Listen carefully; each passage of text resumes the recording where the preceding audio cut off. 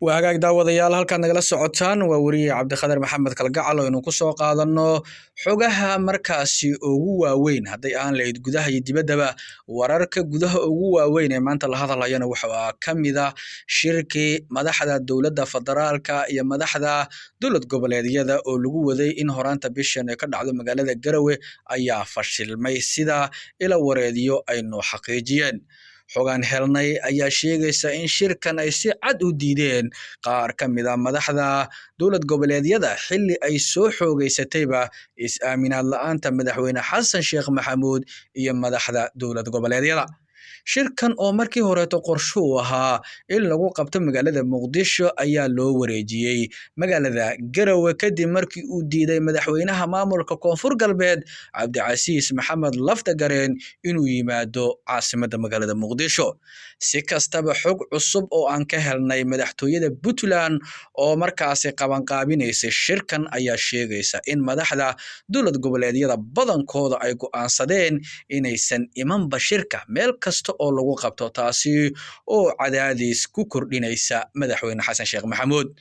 madaxda dawlad goboleedyada qaarkood oo rumaysan inuu dagaal kaga soo wajahan yahay dhanka filla Soomaaliya ayaa la sheegayaa wararku waxay intaasi ku darayeen daawada in hadda dhamaantood dawlad goboleedyada ay hadda hal mowqif ay taagan yihiin khilaafka filla Soomaaliya oo aanay jirinba dawlad goboleed heshiis la ah dawladda federaalka ee Soomaaliya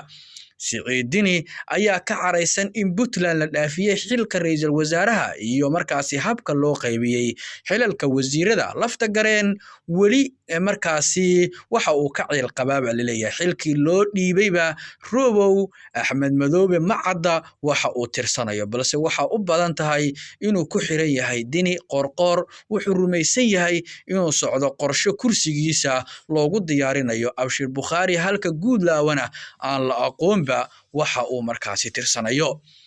shirka Garowe ayaa madaxweyne Xasan Sheekh uu doonayay inuu isaga xaliyo markaasi madmadowga kala dhaxeeya madaxda maamulada iyadoo oo wararku ay sheegayaan daawade